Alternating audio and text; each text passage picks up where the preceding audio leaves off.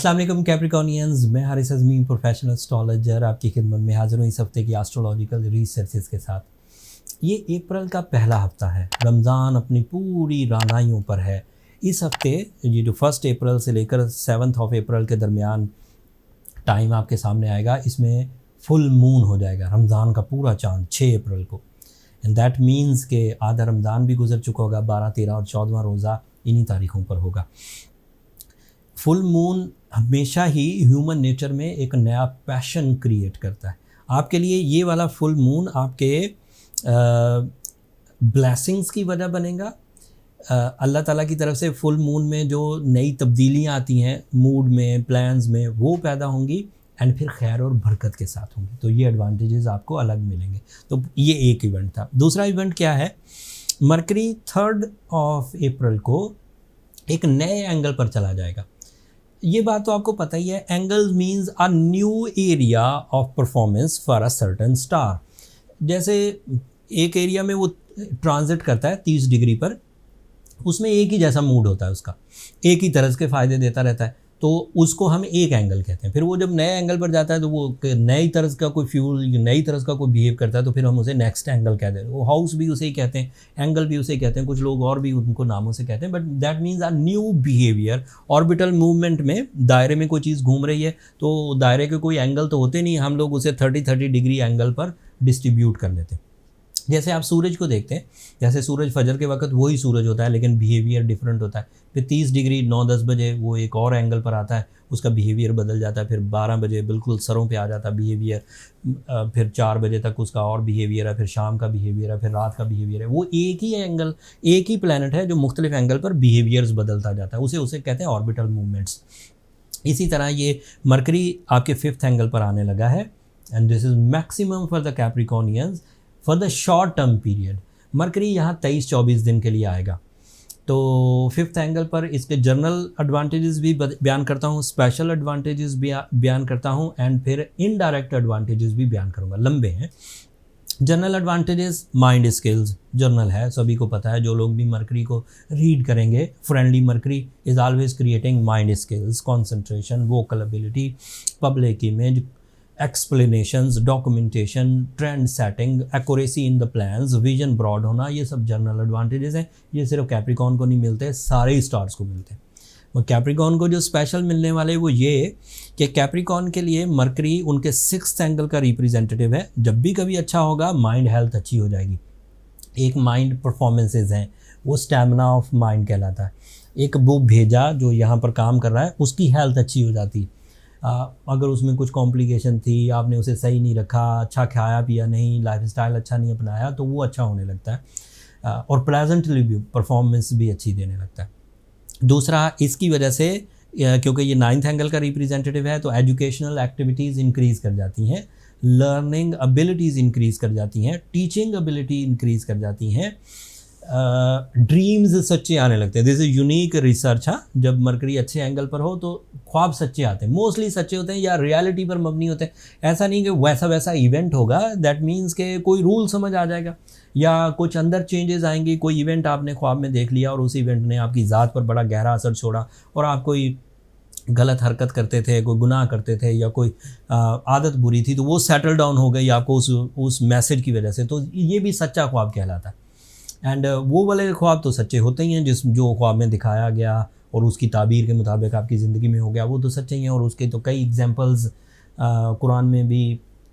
And एक पैगंबर तो ऐसे थे जिन्हें ताबीर ही ख्वाबों की सिखाई गई थी एंड वो ऑब्वियसली वो ख्वाबों के बारे में बहुत सारी इल्म की बातें मौजूद हैं। मेरी वो फील्ड नहीं है, लेकिन कहते हैं कि इंसानी ज़िंदगी में 46th जो पार्ट है नबूवत का, वो ये ख्वाब माना जाता है। कुछ लोग कहते हैं, सारे नहीं कहते, कोई एक स्कूल ऑफ थॉट है। तो वो बहरहाल वो अभी एक ऐसी चीज़ है कि अगर आपको कोई इंडिविजुअल मैसेज आना है फ्रॉम द क्रिएटर तो वो ख्वाब के ज़रिए आता है। आप इतने नेक तो है नहीं कि आपके लिए फ़रिश्ते भेजे जाएँ, तो ख्वाब के थ्रू बहरहाल कुछ ना कुछ इंडिकेशन नेक लोगों को मिल जाती है जो स्पिरिचुअल इस्टेब्लिश होते हैं। तो वो इसी सीज़न में, मरकरी सीज़न में ज़रा ज़्यादा होते हैं। पाकीज़गी का सीज़न चल रहा है ड्यू टू रमज़ान, तहारत का सीज़न चल रहा है, दिलों के इत्मीनान का सीज़न चल रहा है, तो चांस ऑफ वो ट्रू ड्रीम्स बढ़ जाएंगे। एंड इसी तरह इंसाफ पसंदी वाली नेचर, इसी तरह हम्बल आजिज़ी और इनकसारी वाली नेचर ये बढ़ जाएगी। एंड फिर फोकसिंग स्किल्स तालीम की तरफ, ओवरसीज़ ट्रैवलिंग की तरफ, बुज़ुर्गों, ये वो वाले बुज़ुर्ग नहीं जो औलिया कहलाते हैं, ये वो वाले बुज़ुर्ग जो आपके एज में ज़्यादा हों, ये वो जो घर के जो सरबराहान होते हैं या जो ऐसे लोग जिनसे आजकल आपका वास्ता है और वो हयात है, उन बुज़ुर्गों से फैज़ या नसीहत मिलना, वो वाली पॉसिबिलिटी इंक्रीज़ कर जाएगी। आपके लिए सूरज आपके 4th एंगल पर है और सूरज की ये बेस्ट एंगल में से एक एंगल है। सो इस वक्त डिसीजंस लेना, मेजर डिसीजंस लेना अच्छा रहेगा। चीज़ें ख़रीदना, लाइफ स्टाइल अपग्रेड करना, घर की ताज़ीन व आराइश करना, घर तब्दील करना, गाड़ी तब्दील करना, इन्वेस्टमेंट लग्जरी साइड पर करना, कंफर्ट ऑफ लाइफ की डिज़ायर करना, this is all possible. Your Jupiter is also in 4th angle, so this is your lucky phase with the sun and Jupiter combination, and individually Jupiter knowledge का planet है, तो knowledge तो बहरहाल देगा, enhance भी करेगा rewards को, respect को, फेस वैल्यू को। सो कैप्रिकॉर्नियन आर गोइंग गुड। सैटर्न की सैटर्न के जो 3rd पोजीशन, दोम ने दूसरे दर्जे पर नहीं है, सैटर्न तीसरे दर्जे पर है, सॉरी। सो सैटर्न भी कैप्रिकॉर्नियन को इस वक्त सपोर्ट कर रहा है। By western astrology Capricornian are their best after 7.5 year by their judgemental abilities. वो जब आप प्लान करेंगे तो उसमें कमी कोई नहीं होगी, अफेक्टिविटी हाई होगी, रिवॉर्ड्स हाई होंगे, रिवॉर्ड्स लॉन्ग लास्टिंग होंगे। लॉन्ग टर्म प्लैनेट सीजन में जब कोई डिसीजन लिया जाता है तो उसका रिजल्ट भी लॉन्ग टर्म होता है, वो शॉर्ट टर्म नहीं होता। एंड हाई होता है, वो छोटा सा नहीं होता, ऐसा चुपके से नहीं गुजर जाएगा, छोटा सा कोई रिजल्ट आया था पता भी नहीं चला, फ़ायदा हो गया था, ऐसा नहीं। लॉन्ग टर्म प्लैनेट्स में जब एडवांटेजेस मिलते हैं, बिग होते हैं, रीडेबल होते हैं, नॉट ओनली फॉर यू कि आप रीड करेंगे, लोग भी रीड करेंगे कि बंदा कमाल परफॉर्मेंसेस दे रहा है। एंड उन परफॉर्मेंसेस का फ़ायदा इज्तिमाई लेवल पर होता है, मतलब जितने भी आपके डिपेंडेंट्स हैं, एम्प्लॉयज़ हैं, दोस्त हैं, फैमिली मेम्बर्स हैं, उनको भी उसके एडवांटेजेस मिलेंगे। एंड आपकी मैच्योरिटी भी बढ़ेगी, करेज भी इन्हांस हो जाती है। जो बंदे लीडर बनते हैं वो अपने रूलिंग प्लैनेट सीजन में बनते हैं। लॉन्ग टर्म प्लैनेट जो सीजन्स आते हैं वो मैच्योरिटीज़ को हाई करते हैं, वो एतमाद को हाई करते हैं। बंदे के अंदर वो जो वॉरियरशिप आती है ना, जो मुश्किलात को टैकल करने की जो लेवल्स आते हैं, वो रूलिंग प्लैनेट सीजन्स में ज़्यादा आया करते हैं। एक्सपीरियंस यही कहता है। बाकी अदरवाइज़ भी इवेंट्स भी बंदे को मैच्योर कर देते हैं। Some time you know very well as South Asian countries में अब्बू का साया सर पे से उठ जाए तो बंदे बच्चे अभी इमेच्योर भी हों तो उनमें अचानक मैच्योरिटी आ जाती है। वो कोई एस्ट्रोलॉजिकल नहीं है, वो सोशल साइंसेस कहलाती हैं। वो अपने एबिलिटीज़ निभाने लगते हैं। बहनों की जिम्मेदारी आ जाए, माँ बाप की जिम्मेदारी आ जाए, माँ बाप की बीमारी सामने आ जाए, वो बहरहाल निभाने लगते हैं। ये क्वालिटी है इन कंट्रीज़ में। खैर, ये बातें अब डिफरेंट। मार्स आपके लिए आपके 7th एंगल पर, दिस इज़ आल्सो पॉजिटिव, और ये भी आपके लिए सडन गेंस की वजह बनेगा, पसंद की शादी की वजह बनेगा, एंड फैमिली वेलफेयर की वजह बनेगा, फैमिली के साथ ट्रैवलिंग की वजह भी बनेगा।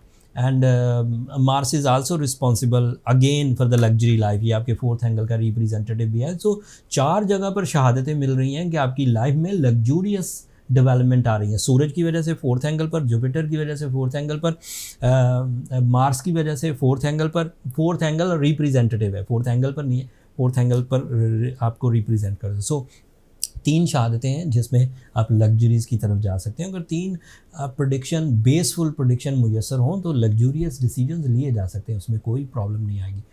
कोई ऐसे कैप्रिकॉर्नियन जो 7 मार्च से पहले ट्रबल फेस करते हुए आ रहे हैं और उनकी वो ट्रबल रिजॉल्व नहीं हो रही, वो सूर्य शम्स ज़रूर पढ़ें। This is a season for the fast recoveries. Natural momentum recoveries जो है 6 महीनों में होंगी, लेकिन अगर आप सूर्य शम्स पढ़ेंगे, ब्लू सफ़ायर पहनेंगे तो ये रिकवरी 20-22 दिन में हो जाएगी। 6 महीने वेट नहीं करना पड़ेगा। एंड रिकवरी के फास्ट होने से ऑब्वियसली आप अपने टाइम को ज़्यादा अच्छे अंदाज से यूज़ कर सकेंगे, बिग मिशंस पर काम कर सकेंगे, एंड हिम्मत टूटने से पहले रिकवर हो जाएंगे। लेकिन अगर कोई कैप्रिकॉर्नियन बहुत ही उलझ गया है, उसने जैसे जो मेरे पेशेंट्स कह लें या क्लाइंट्स कह लें, कुछ कैप्रिकॉर्नियन बहुत उलझ गए हैं, उन्होंने अपनी सेहत को सेंसिटिव कर लिया, डरपोक हो गए। उनके सामने तो नहीं मैं बोलता हूँ कि भाई आप डरपोक हो गए, बट सेंसिटिव हो गए होते हैं, बहुत सोचते हैं, उन्हें अपने प्यारों की बातें उलझा देती हैं। अम्मी कोई बात कर रही हैं, सेंसिटिव हो जाने से इरिटेट हो जाएंगे। बीवी कोई बात कर रही है, प्यार भी करते हैं, पसंद की शादियाँ की हुई, लेकिन सेंसिटिव फेज़ ऑफ कैप्रिकॉर्न जो पिछले 7 माह से पहले गुजर के गया, उसकी वजह से इरिटेटिंग, उसने कुछ ज़्यादा आर्गूमेंट्स कर लिए तो उलझ गए, सारा दिन मूड ख़राब, सारा दिन डिसीजन नहीं लिया, सारा दिन कोई काम नहीं किया। ये लेवल्स आए हुए थे कैप्रिकॉर्नियंस के।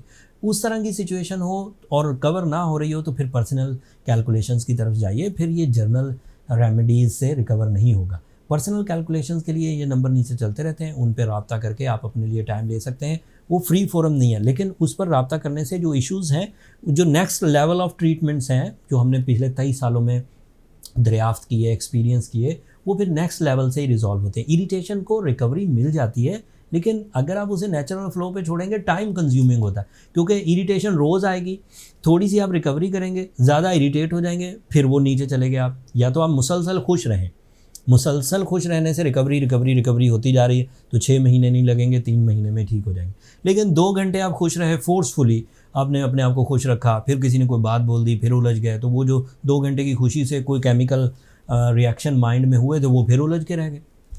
आपको फिर दोबारा सपोर्ट चाहिए। वो दिन गया, इस तरह दूसरा दिन गया, इस तरह तीसरा दिन गया, इस तरह 1 हफ्ता गया, इस तरह 1 महीना गया, तो इट मीन्स कि अभी रिकवरी शुरू ही नहीं हुई। हम जैसे ही रिकवर होने लगते हैं, घंटों के लेवल से रिकवर होते हैं, घंटों के लेवल पर डिस्टर्ब हो जाते हैं, तो रिकवरी नहीं हो रही। तो ऐसी सूरत में फिर आर्टिफिशियल सपोर्ट्स ज़्यादा फेवर करती हैं। इसे मेडिटेशंस कह सकते हैं, एंड मेडिकल साइंसेज भी इसको सपोर्ट करती हैं।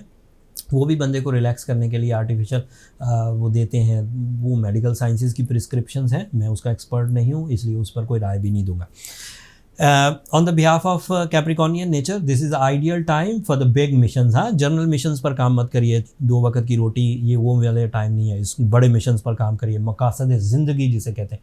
डे एजेंडा पर काम करने के लिए नॉर्मल टाइम भी काफ़ी होता है। मकासद ज़िंदगी के ऊपर काम करने के लिए इस तरह की सीजन्स चाहिए होते हैं जिस तरह के अवेलेबल हैं। That's all. अगले हफ्ते वीनस यहाँ से निकल जाएगा, उसकी रिपोर्ट अगले हफ्ते दूंगा। ये जो मैंने इतनी तफसील बयान किया, जिन लोगों के पास टाइम है वो ये सुन लीजिए। मैंने वैसे इसके शॉर्ट्स भी बना दिए हैं, वो एस्ट्रोजैम शॉर्ट्स पर लोड होंगे। वो एक अदर चैनल है, उसका लिंक मैं नीचे डिस्क्रिप्शन में दे दूंगा। जिनके पास ज़्यादा टाइम नहीं है वो वहाँ पे शॉर्ट्स जाकर देख लेते हैं। ट्रेंड उसका है भाई, वो जो मेरी सोशल मीडिया टीम है वो कहती है कि लोग छोटा देखते हैं। बहरहाल जिनको थोड़ी सी इन्फॉर्मेशन चाहिए सिर्फ इस हफ्ते से रिलेटेड, वो वहाँ देख सकते हैं। अब अपनी दुआओं में मुझे और मेरी टीम को ज़रूर याद रखिएगा कैप्रिकॉर्नियंस। आप लोगों की दुआएं मेरे लिए बहुत मायना खेज़ हैं, दुनिया के लिए भी, आखिरत के लिए भी। एंड चैनल को सब्सक्राइब करना मत भूलिएगा। आप लोगों की सब्सक्रिप्शन हमारी हौसला अफजाई की वजह बनती है। अगले हफ्ते तक के लिए इजाज़त दीजिए। अल्लाह ने के पास।